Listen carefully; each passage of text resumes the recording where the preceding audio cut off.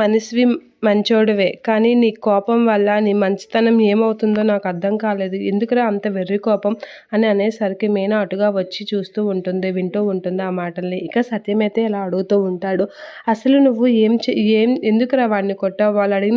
వాడు అడిగిన సమాధానాలకి ఏం సమాధానం చెప్పాలో అర్థం కాలేదు వాళ్ళు అడిగిన ప్రశ్నలకి అని అనేసరికి, ఆ శివ నేనేమైనా అన్నాడా అని అంటూ ఉంటాడు బాలు. వాడెందుకురా ఏమైనా అంటాడు, అయినా ఇప్పుడు వాడిని మళ్ళీ వెళ్ళి కొడతావా? అసలు ఏంట్రా నీ వెర్రి కోపం, తగ్గించుకోరా అని సత్యం అయితే బాలుని తిడుతూ ఉంటాడు. అలా తిట్టేసరికి సత్యం అయితే, అసలు ఏమని సమాధానం చెప్తారు, వాళ్ళని ఎవరికైనా చెప్పుకుంటారు, వాళ్ళ బాధకి తన సొంత అల్లుడే కారణమని అని అంటూ ఉంటాడు. ఇక మీనా అయితే బయట నుండి విని చాలా బాధపడుతూ ఉంటుంది. అసలు శివని ఎందుకు కొట్టావురా అని అడుగుతూ ఉంటాడు సత్యం. ఇక మీనా అయితే ఏం సమాధానం చెప్తాడా అనేది అలా చూస్తూ ఉంటుంది.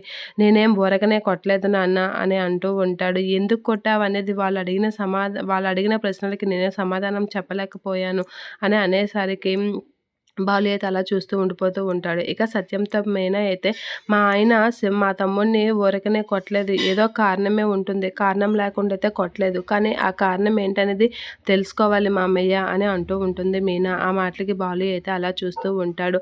ఖచ్చితంగా ఆ కారణం ఏంటో తెలుసుకునే తీరుతాను. ఆ కారణం లేకుండా అయితే మా ఆయన ఇలాంటి పని చేయడు, నాకు పూర్తిగా నమ్మకం ఉంది మా ఆయనపై అని మీనా అయితే చాలా నమ్మకం పెట్టుకుంటూ ఉంటుంది బాలుపై.